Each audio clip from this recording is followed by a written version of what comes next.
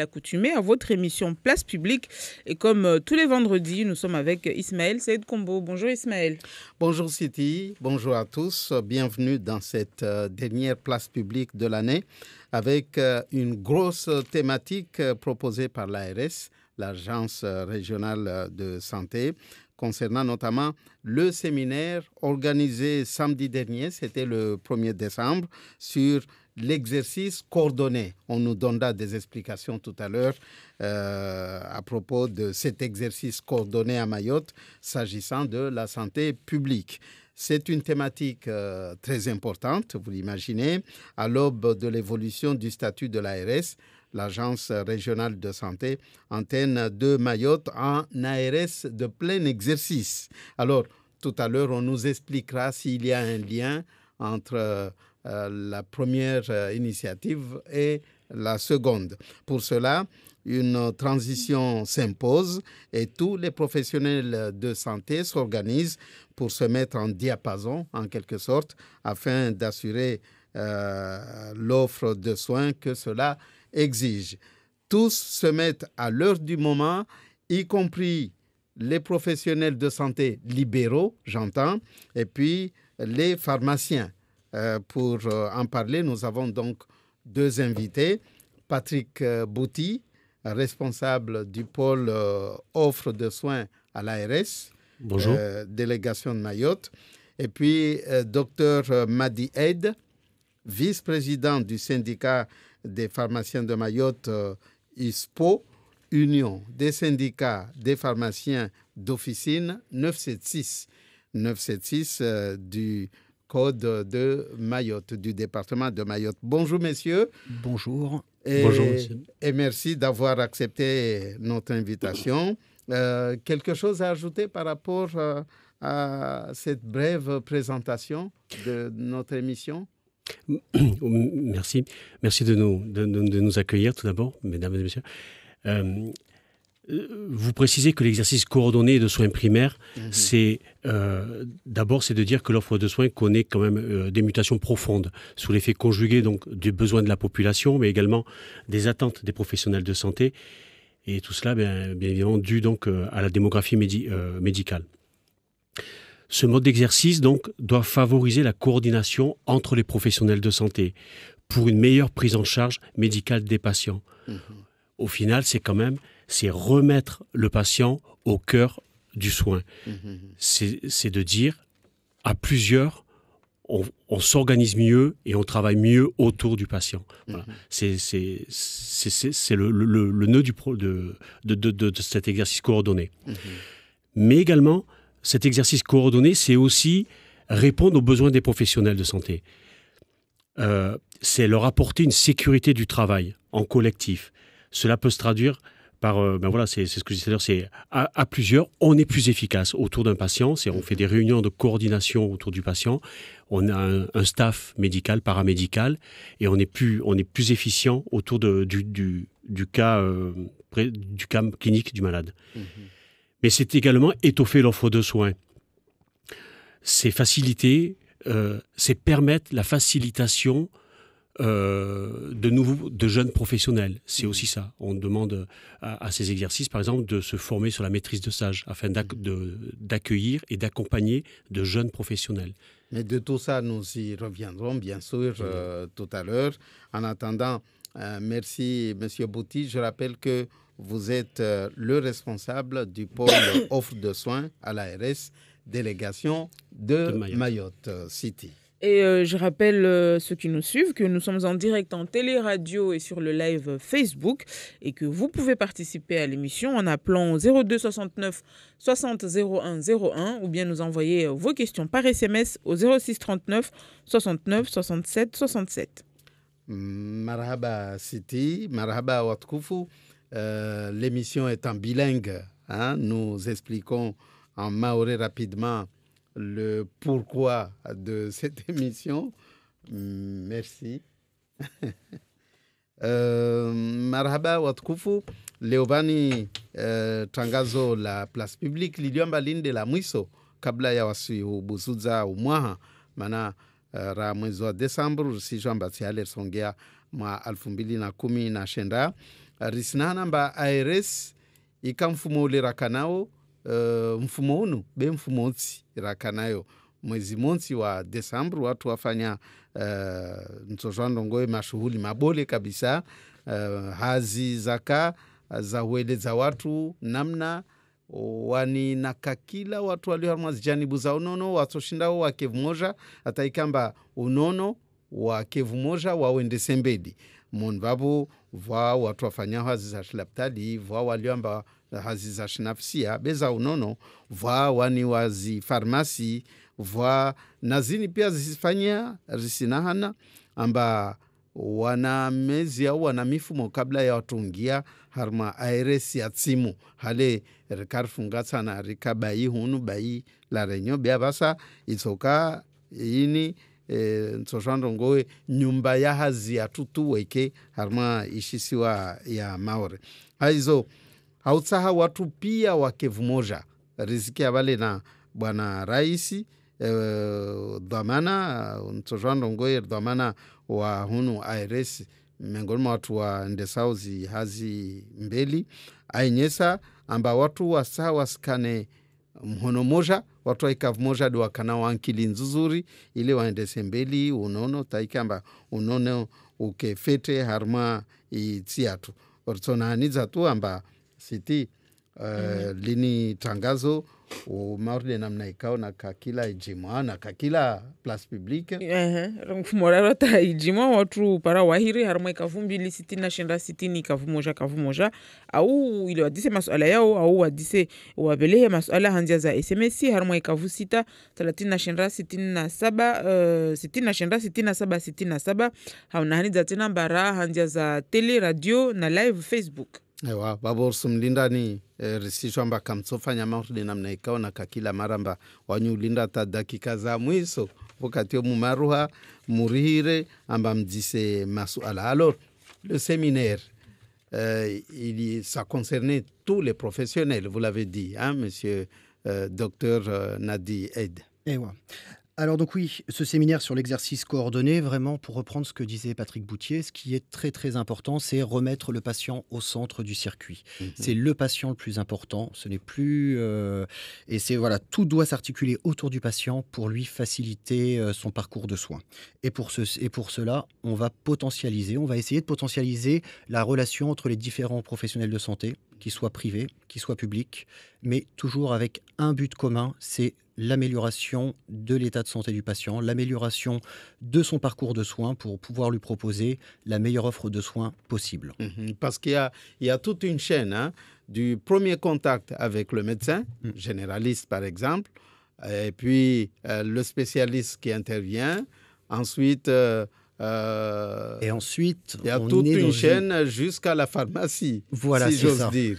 Un parcours de soins, c'est pas le même parcours de soins pour tous les patients. Il y a des patients, ça va de la petite bobologie à la grosse prise en charge pour des cancers par exemple, mais tout ça se réfléchit de la même façon, même si au final, le patient n'aura pas à passer devant les mêmes professionnels de santé. L'idée générale, c'est vraiment ça, faciliter pour le patient. Faciliter encore et toujours. Et là-dessus, c'est vrai que l'ARS fait un gros travail pour mettre en relation tous ces professionnels de santé. On le voit avec ce séminaire organisé. Donc, pour nous, en tant que professionnels de santé, c'est vrai qu'on voit qu'il y a une vraie dynamique, que ce soit avec l'hôpital, que ce soit avec l'ARS, que ce soit avec la sécurité sociale. Tout le monde, on peut dire, s'est mis en ordre de marche. Et on y va, on est prêt. On est tenté de se poser la question jusqu'ici. Ça marchait comment? C'était ça, non? Alors, ce travail d'accompagnement et de cet exercice coordonné, donc, et ce sont des missions qui ont été confiées en 2010 aux agences régionales de la santé par la création. C'était un des nouveaux métiers de l'ARS lors de sa création. Ça a été renforcé en 2012 par le pacte territoire santé qui a réaffirmé des objectifs en matière de création de maisons de santé pluridisciplinaires. Voilà. On parlait alors de MSP et de pôles de santé pluridisciplinaires.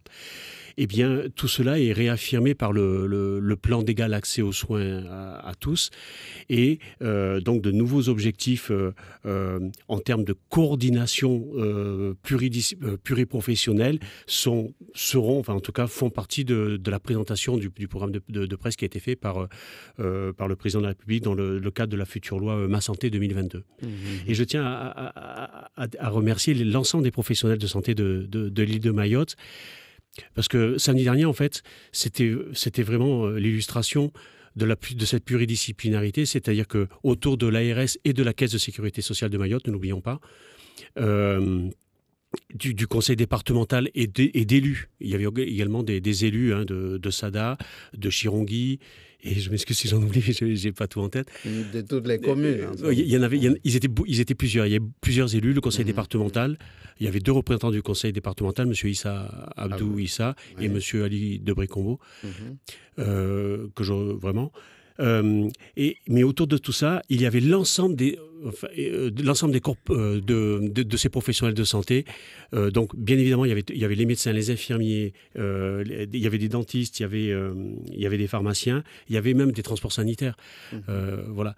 Et il y avait un podologue, je crois. Voilà. Donc, c'était une vraie attente des professionnels de santé. C'est le premier séminaire qu'organisait l'ARS sur ce territoire, sur ce département. Et on a vraiment senti... autour des 2 fédérations nationales qui sont venues également au séminaire, la FFMPS, la Fédération française des maisons et des pôles de santé, mais également la Fédération nationale des centres de santé, qui sont venus de métropole pour nous encourager, pour nous aider, nous encourager à ce développement. Voilà. Donc c'est vraiment une vraie dynamique qui se met en place. Alors, à l'aube de la transformation de l'ARS en ARS de plein exercice, c'est pas anodin tout ça. Est-ce que ça a un quelconque rapport avec tout ça? Alors, de toute façon, la nouvelle ARS sera l'action de la future ARS sera dans le droit fil on est selon nos cadres réglementaires, donc ce sera dans le droit fil de l'action dans le droit fil. Mais néanmoins, cette nouvelle ARS, c'est aussi l'instant de réaffirmer peut-être une méthodologie et une réelle proximité. Voilà. C'est surtout ça, je crois que les maîtres mots de mon directeur général adjoint, c'est de réaffirmer cette proximité de l'ARS à la fois vers les professionnels de santé, mais au bénéfice des usagers, bien évidemment. Et pour compléter aussi, cette ARS de plein droit à Mayotte, c'est aussi un ancrage territorial. C'est rapprocher nos centres de décision de santé. Pour l'instant, nos décisions de santé se font à 2 heures d'avion d'ici. Et que là, avec cette nouvelle ARS, on va pouvoir inventer, créer et décider sur place avec les enjeux propres à Mayotte qui ne sont pas les mêmes enjeux que la Réunion.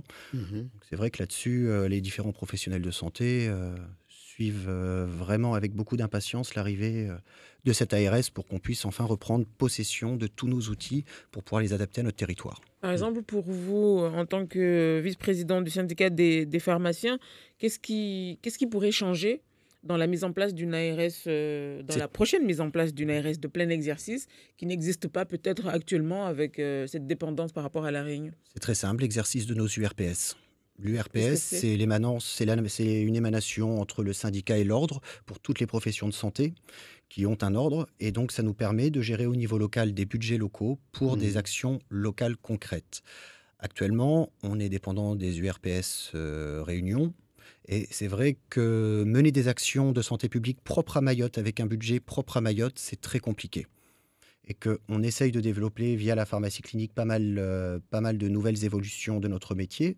Pour l'instant, et on va continuer de les faire avec l'ARS, mais les URPS nous donneraient un outil très pragmatique pour pouvoir accélérer, pour pouvoir prendre des décisions sur le dépistage du diabète, sur d'autres choses qu'on ne peut actuellement pas faire parce que les budgets sont bloqués à La Réunion. Et quand vous parlez de coopération et délégation des tâches, c'est une coopération entre les corps de métier concernant les personnels de santé à Mayotte, ou alors c'est une coopération régionale à grande échelle, quoi. Alors, ça peut prendre plusieurs méthodes. En fait, ce que je disais tout à l'heure, c'est étoffer l'offre de soins, c'est de dire qu'à plusieurs, on est plus efficace que tout seul dans son coin. Mais c'est aussi, puisqu'on est plus efficace, c'est penser et réfléchir autrement.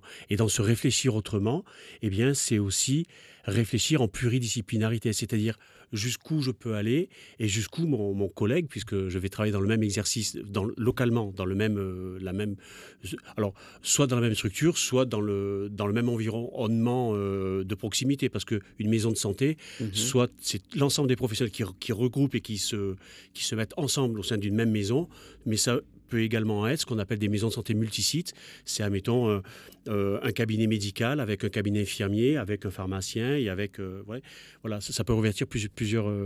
mais sur un périmètre défini, par contre, sur un périmètre géographique bien arrêté. Et donc, ça permet, le fait de bien réfléchir, ça permet justement c'est un nouveau cadre qui est propice, donc cette réflexion, à l'expérimentation et à la mise en place. Eh bien, qu'est-ce que l'infirmier...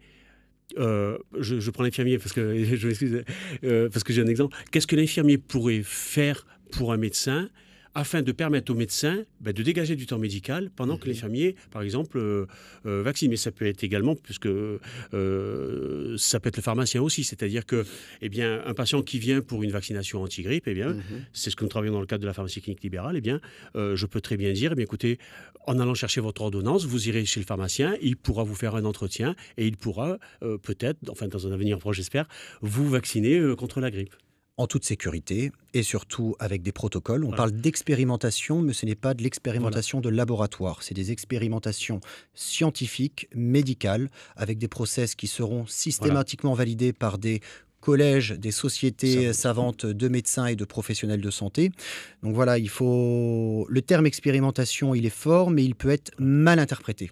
Et encore une fois, c'est pas au détriment de la santé, et au contraire, c'est vraiment pour essayer de réfléchir à une meilleure potentialisation, vraiment une meilleure potentialisation de nos différentes compétences. Actuellement, c'est un peu plus d'une vingtaine de médecins généralistes sur l'île, c'est 45 pharmaciens d'officine et c'est plus d'une centaine d'infirmiers libéraux. On a un temps médical, un temps médecin qui est assez court. Mais par contre, on a du temps professionnel de santé qualifié, que ce soit le docteur en pharmacie qui a fait ses 6 ans d'études pour pouvoir répondre au mieux possible aux patients, que ce soit l'infirmière libérale ou l'infirmier libéral qui a fait ses 3 ans d'études pour pouvoir répondre du mieux possible aux patients, le rassurer, et toujours avoir à l'idée que si la compétence du pharmacien, du kiné, de l'infirmier est dépassée, dans ces protocoles, on a un feedback. On peut revenir très rapidement vers le médecin généraliste, vers le médecin hospitalier. Et c'est vraiment créer une bulle de confiance autour du patient. C'est renforcer... Allez-y. C'est renforcer l'exercice professionnel, en fait. Et ce n'est pas au détriment de la qualité de la santé. Au contraire, c'est le renforcement de cette qualité. Vous parlez d'expérimentation. Les expérimentations sont aussi menées ici ? Bien évidemment. Dans le cadre du plan Avenir Mayotte, de mai 2018, un certain nombre de mesures donc ont été décidées au niveau gouvernemental, et notamment des mesures sur la santé. Et une de ces mesures, autour de 4 thématiques, une de ces mesures donc, c'est l'expérimentation de la pharmacie clinique libérale. Voilà.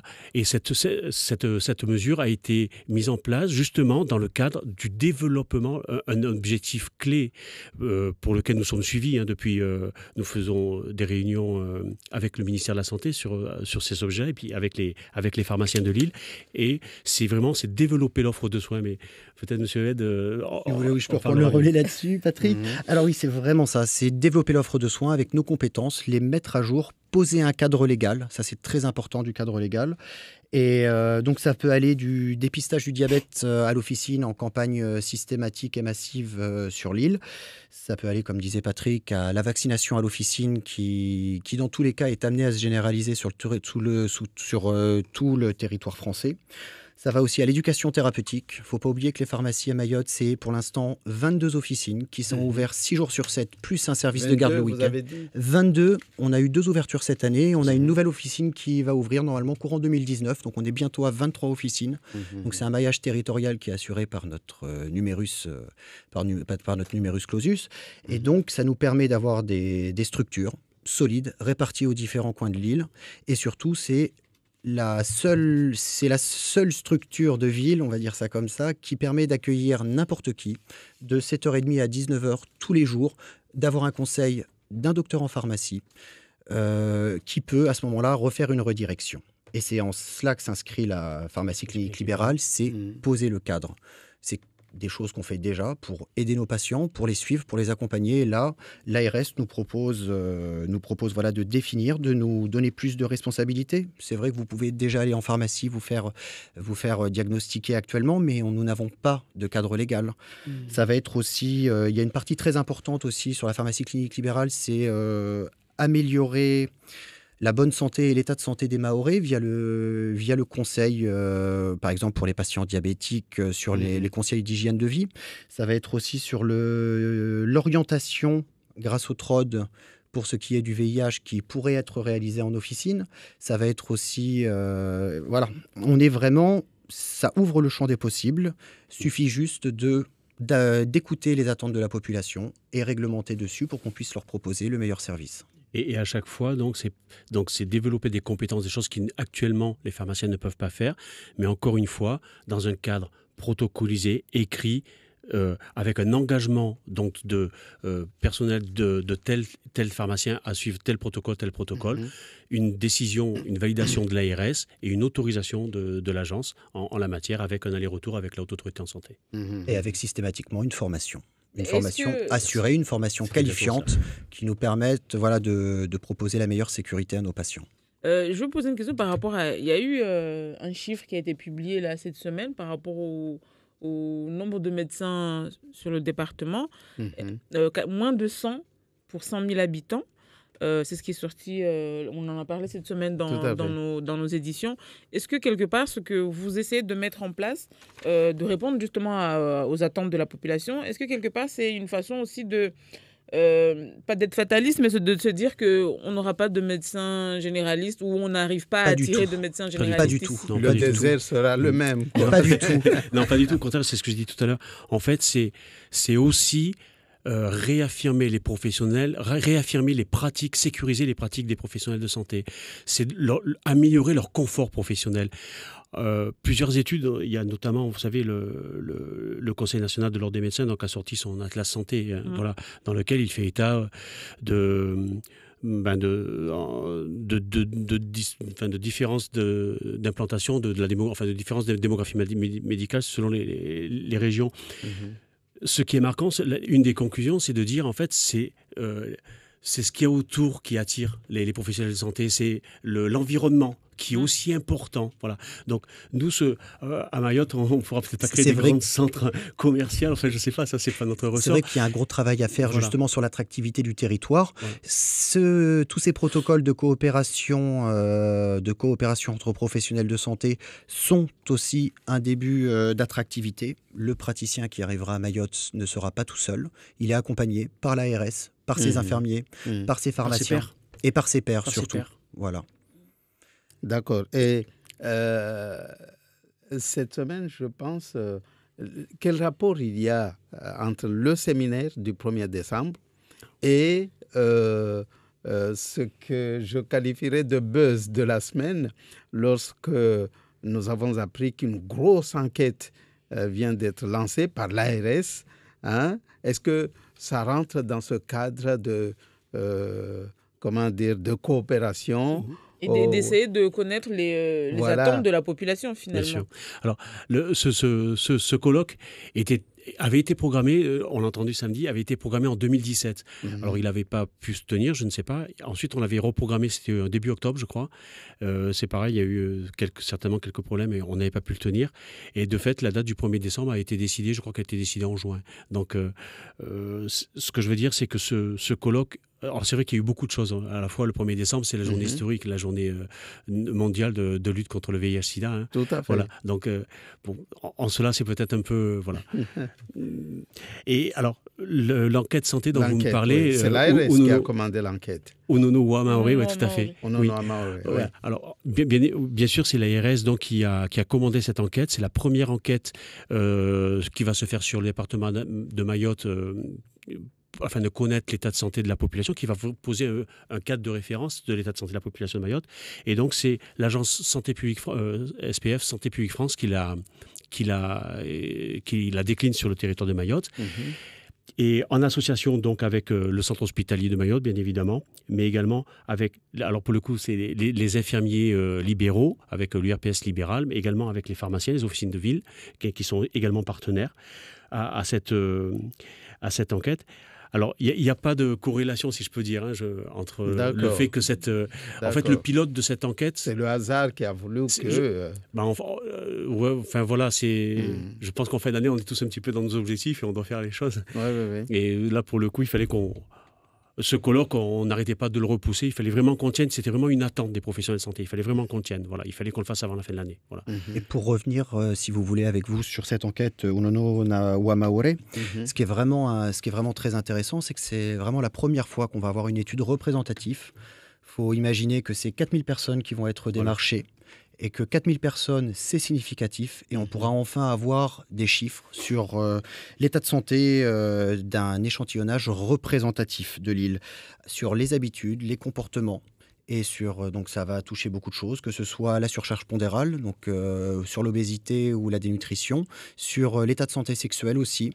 Donc, ce qui est très important, c'est que si à votre porte toque une délégation qui se présente comme faisant partie de Unono Wamaore, faut imaginer que ça a été, c'est des images satellites qui ont permis de tirer au hasard les maisons qui allaient se faire enquêter. Ça suit un vrai processus scientifique pour que l'enquête, au final, soit la plus juste. Et pour qu'elle soit la plus juste, il faut que tout le monde joue le jeu. Quand vous avez quelqu'un qui vient chez vous, c'est pas pour vous ficher, c'est vraiment pour essayer d'améliorer la connaissance de la maladie à Mayotte.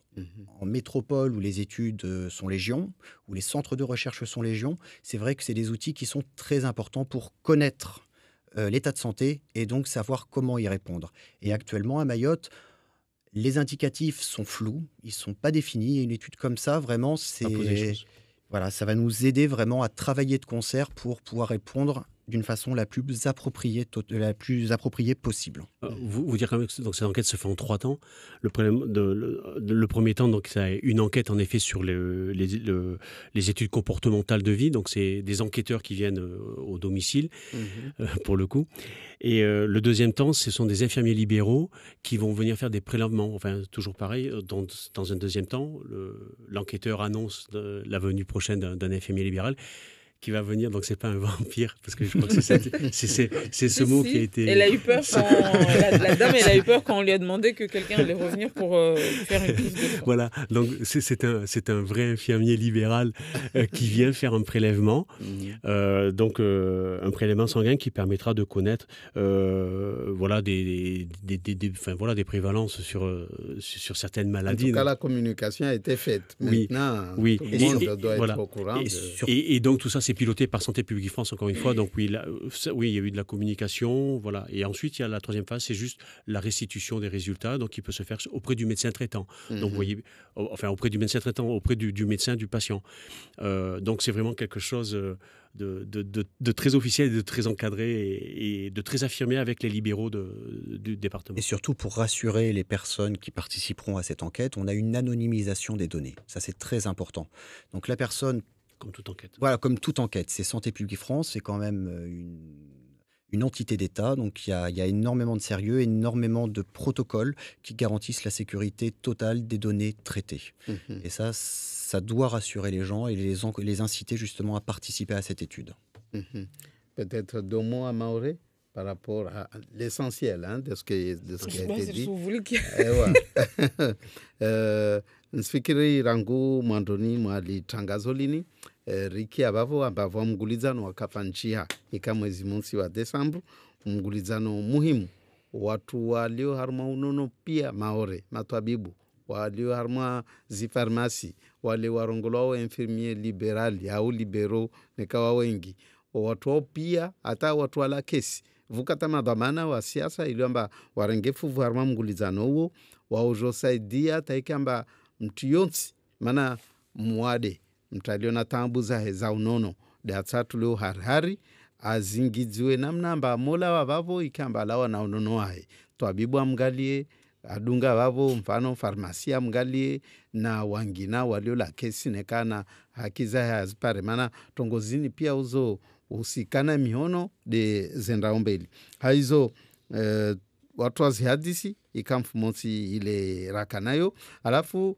riki ya mfumo unu wavira vanu amba va utunduzi wabulwa malagoni utunduzi unu siti wahutsaha imaore jilhane njema amba vanu maore jimlani yayo mana watu 4,000 ndio watoka warma utunduzi unu watu rengwa watu ngaliwa siha yao na tongozo tsoka harma siri mtu asifikira mba bala iparhana mba ana uade mfano amba watambu itsoka uyonsa amba itoshemelezewa beyo de matwabibu de watsoshua amba imaore ya helikadha nekaua de waskari nekaua de washingo mana tawonewa vavo nekaua de wa nderema nekaua de wa sida nekaua de kula tension na zangina wode washingo sifikiri tension mana idishte handa mtabalizi wao amba mtu asiilene kama mtu anatambu maurio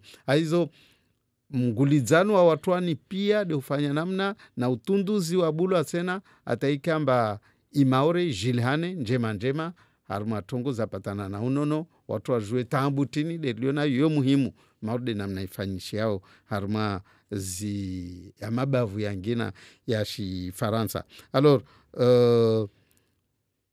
d'habitude je dirais les pôles d'attraction pour un malade à Mayotte, on en connaît 2, c'est le CHM et puis l'ARS. Mais il y en a d'autres, des maisons de santé, j'allais dire. Oui, santé et sociale, on peut dire. Santé et sociale. Alors, c'est très important. Alors, ce sont lesquels? Alors, pour les maisons de santé actuellement, donc on en a 2 d'autorisées par l'ARS. Donc elles sont toutes les 2 à Mamoudzou. Donc elles sont la maison de santé du Jardin Créole et la maison de santé du Lagon. Donc ça, ce sont les deux projets labellisés. On a un centre de santé également, au Nakia, à Kaweni, alors qui lui est plutôt spécialisé sur la prise en charge, donc ORL, ophtalmo et ortho. Il y aura d'ailleurs bientôt un médecin dans ce centre de santé. Donc voilà, c'est ce qu'on appelle un centre de santé polyvalent. Et bien évidemment, il y a tous ces projets que nous accompagnons.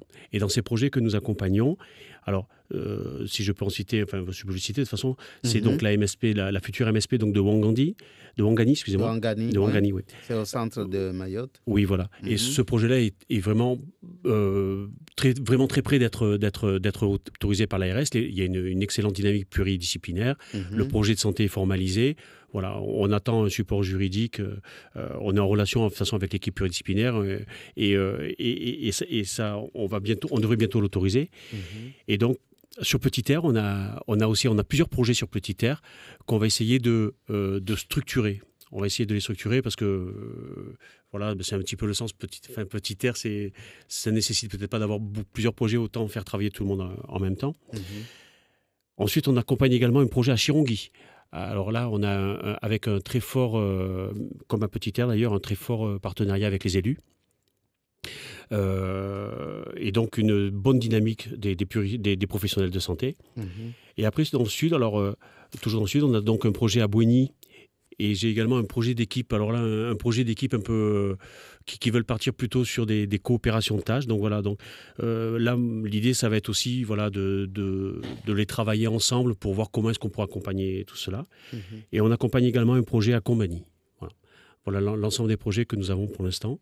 Alors après, il y a d'autres réflexions par les élus. Ceux qui nous écoutent, ils ont entendu Mamoudzou, le sud, le centre, mais pas le nord. Alors. Oui, on va encore dire, il y en a qui d'où l'attractivité à développer. L'attractivité est très importante dans l'installation des professionnels de santé sur le territoire. Tout à fait. Et cette attractivité, elle passe par plusieurs points que l'ARS développe avec cette coordination. Elle passe aussi par des aides à l'installation, elle passe aussi par de la facilité à l'installation, au développement de grosses structures. C'est vrai qu'on a un gros problème de foncier aussi sur l'île et que si on veut passer à la vitesse supérieure, il va falloir que d'autres dynamiques de l'État aide les professionnels de santé en libérant des terrains, en proposant des bâtiments pour faire des structures plus grosses que le cabinet actuel qu'on connaît, que la petite pharmacie actuelle qu'on connaît, et que cette synergie et cet attrait pourrait arriver par la formation de vrais pôles, ceux qui se développent en ce moment, comme avec ce qui se passe du côté est de l'île, mais il va vraiment aussi falloir peut-être aussi à un certain moment mettre les bouchées doubles sur justement ces problèmes de foncier et cette idée de plus grosses structures privées-publiques. Est-ce que avec ces structures qui commencent à s'installer sur l'île, est-ce qu'il y a un autre projet, par exemple, un laboratoire? Il y a le laboratoire privé qui est à Mamoudzou. Du coup, les gens qui habitent au sud ou au nord, obligés à chaque fois de venir à Mamoudzou. Est-ce qu'il y a un projet d'un futur laboratoire un peu plus vers le nord? Alors, dans l'offre de soins dans le projet que... Sur Ouangandi, en effet, dans l'espace de cette maison de santé, il y aura certainement quelque chose. Enfin, il y a en tout cas, ce projet existe sur le projet. Enfin, une antenne du laboratoire existe sur ce projet de Ouangandi.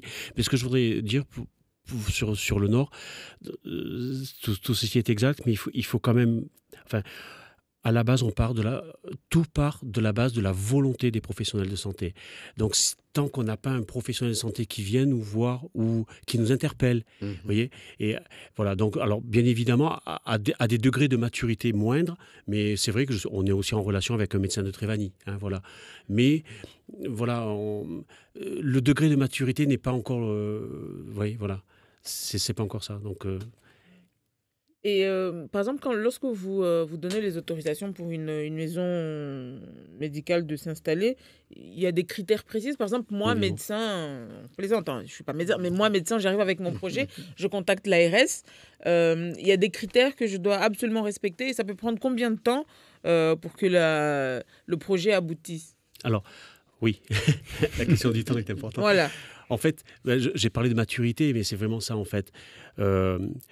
Dès le début du projet, voilà, il faut déjà...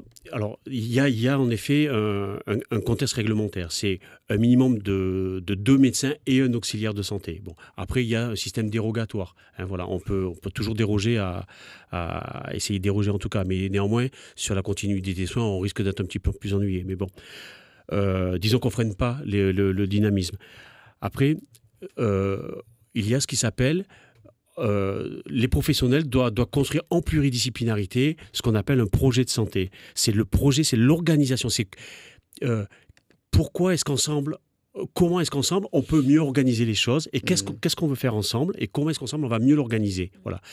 Et ça, là, on est présent avec eux, on peut le bâtir avec eux. Les aider dans leur réflexion, parce que alors là, généralement, c'est quelques réunions de soir, bien évidemment, parce que ces professionnels travaillent la journée, et comme nous tous d'ailleurs, et ils prennent ça sur eux, donc on les accompagnera également quand il faudra.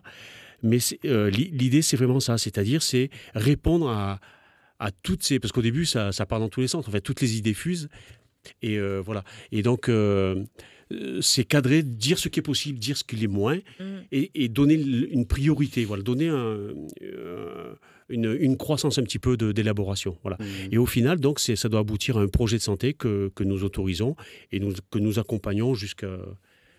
Ma consoeur a pris l'exemple d'un médecin, mais dans le même ordre d'idées, cela me fait penser à un collectif. Récemment, là, on a parlé d'un projet de clinique à Kaweni. Hein, là aussi, l'ARS a son mot à dire. Alors, oui, bien évidemment.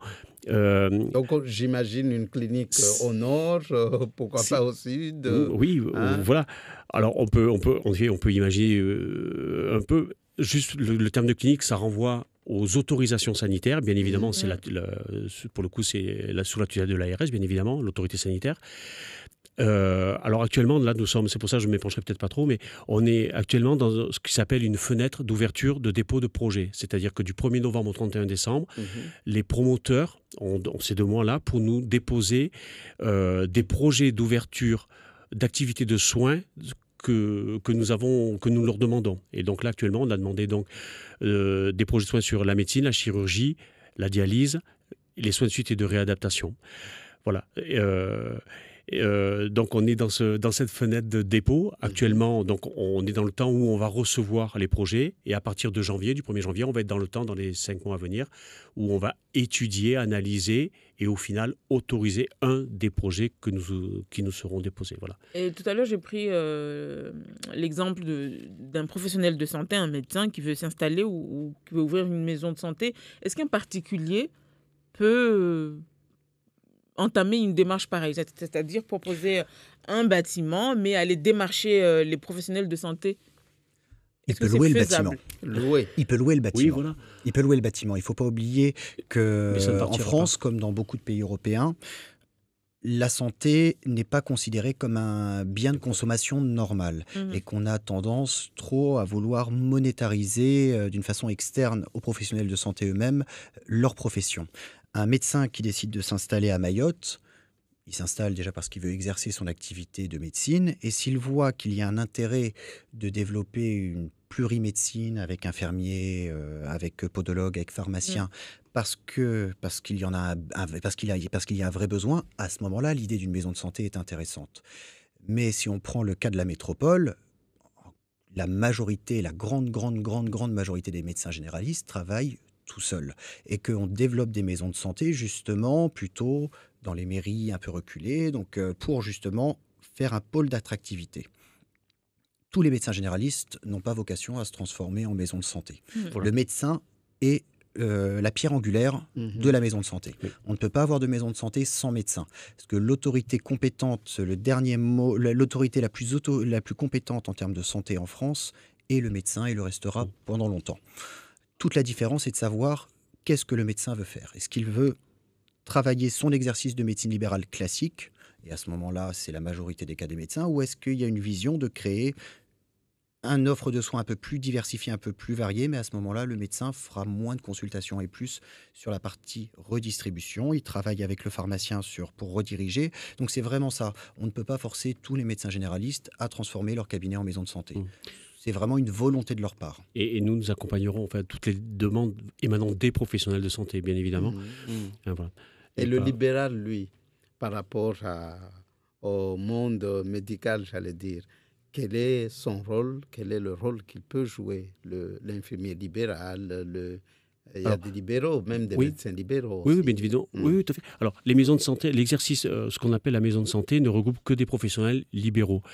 Si les professionnels, donc il y a le pendant pour les professionnels qui voudraient être salariés, ça s'appellera plutôt un centre de santé. Voilà. C'est la différence entre centre de santé et maison de santé. Mais en effet, en tout cas, vous me dites les infirmiers, mais il y a également les masseurs kinés qui doivent trouver leur place également. Voilà. Dans cette coordination d'équipe, les kinés peuvent travailler sur la transmission, la rapidité de la transmission des actes de kiné suite à une consultation. Vous voyez, la transmission des radios, plutôt que de laisser le patient amener son cliché. Voilà, il y a des outils sécurisés qui sont mis en place dans ces maisons de santé. Je veux dire, ça englobe le terme de maison de santé, ça englobe aussi un système d'information partagé entre le médecin et les autres professionnels. Voilà. Et les échanges sont sécurisés. C'est ce qu'on appelle, c'est un logiciel ASIP Santé. Donc, c'est une agence de santé, d'informatisation, de système d'informatisation qui labellise ces systèmes. Et donc, tous les échanges qui sont faits par ces dispositifs-là sont sécurisés. Voilà. Et tout se fait avec l'accord du patient. D'accord. C'est-à-dire que le patient choisit son kiné et le médecin transmet le dossier à son kiné qui fait partie du même système de santé.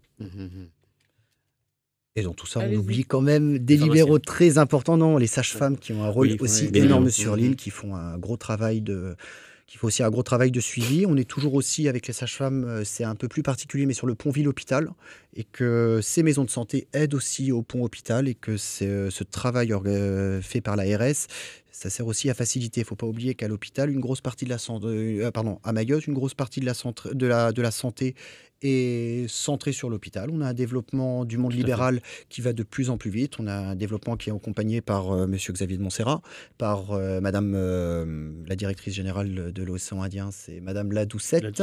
Voilà, c'est vrai que quand elle est venue et quand elle est venue à Mayotte pour la première réunion sur la pharmacie clinique libérale, elle a insisté sur ce développement du libéral nécessaire et sur aussi ce pont ville-hôpital. Voilà. Une des particularités de nos points de vigilance, c'est notamment à Mayotte, encore une fois, c'est l'articulation des libéraux avec le système hospitalier. Voilà, rien ne se fera bien évidemment sans l'hôpital. Il faut qu'on soit veillant à ces complémentarités, au parcours de soins, à la fois donc, de l'amont et de l'aval.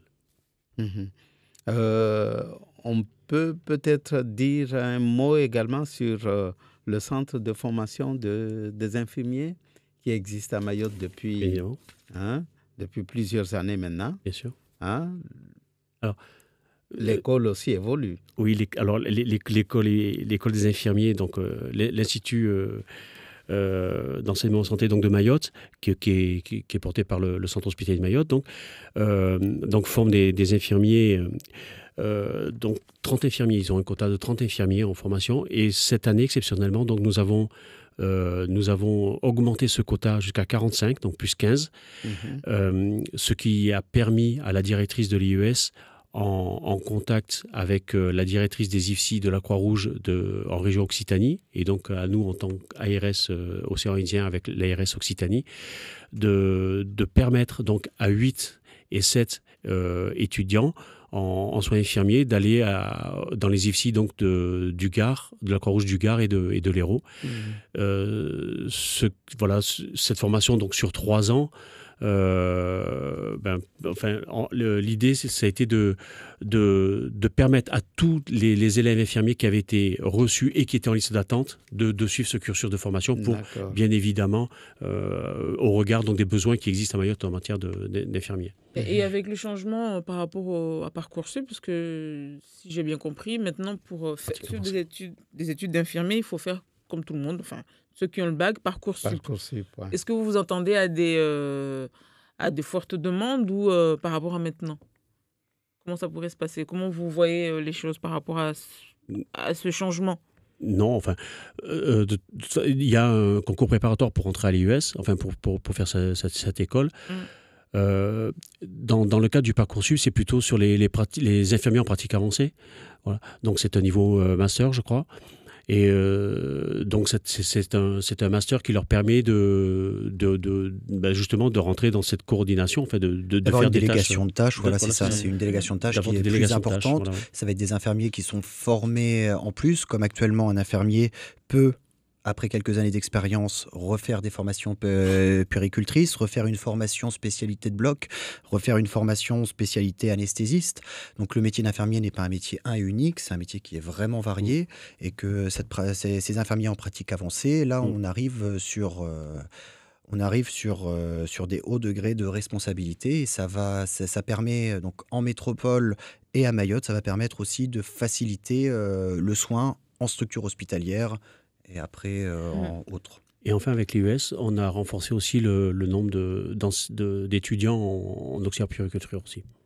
Voilà. Et comment un particulier peut accéder aux conclusions qui ont été retenues après le séminaire du 1er Alors, décembre? on a un site internet donc sur l'ARS Océan Indien, et donc on a mis sur le site internet l'ensemble des présentations qui ont été faites. Toutes les présentations ont été le site de l'ARS Océan Indien, oui, tout d'accord. à fait. Professionnels de santé, exercice coordonné. L'ensemble des présentations sont présentes et chacun peut y avoir accès, bien évidemment. D'accord. Alors, quiconque veut consulter les conclusions qui ont été retenues, il peut bien sûr... le site de l'ARS, il n'y a pas une adresse mail de l'ARS, parce que quand on dit le site de l'ARS, c'est vague. Sur le moteur de recherche, vous rentrez ARS Océan Indien, et vous arrivez sur le site internet de l'ARS. D'accord. Et donc ensuite, vous allez dans la rubrique professionnelle de santé et exercice coordonné. En fait, je crois qu'en ce moment, on est même dans l'actualité. Vous savez, il y a des fenêtres d'actualité dans les pages d'accueil. Voilà, donc on est encore sur la page d'actualité. Vous vouliez ajouter quelque chose par rapport à tout ce qu'on a dit?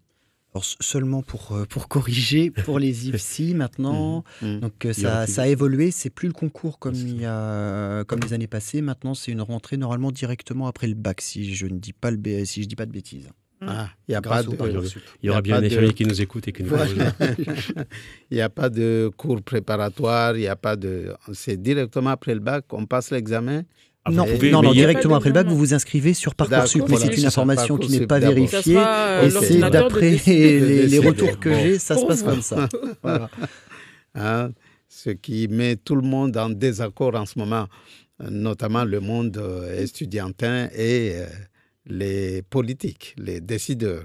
Hein, le Parcoursup, là, le fameux. Ah oui, Ouais, le c'est fameux un autre Parcoursup. le site Oui, internet. oui, D'accord. oui, parce qu'il y a des Il y a des étudiants bugs, qui ne sont pas encore... Inscrits en formation. voilà. Après, il faut être honnête que quand vous êtes sur une base de données aussi importante, il y a toujours quelques loupés. Voilà. Après, à Mayotte, je crois qu'il y a eu un bon encadrement et que Parcoursup à Mayotte a été moins catastrophique que dans certaines autres régions de France. D'accord. Bon, Bon, c'est la fin. Nous Merci arrivons beaucoup. au terme de cette Eh ben, de émission. rien. Hein. Merci. Merci, messieurs, d'avoir été avec nous. Monsieur Patrick Bouty et docteur Nadi Ed d'avoir été avec nous. Merci beaucoup. Eh ben, merci à vous. C'était la dernière émission de Place Publique pour Voilà. 2018. On se retrouve dès le 7 janvier prochain pour la reprise de Place Publique. Ça sera le lundi 7 janvier 2019 et ça sera une place publique sport. Merci beaucoup et à bientôt. À bientôt. Merci, au revoir. Au revoir, merci beaucoup.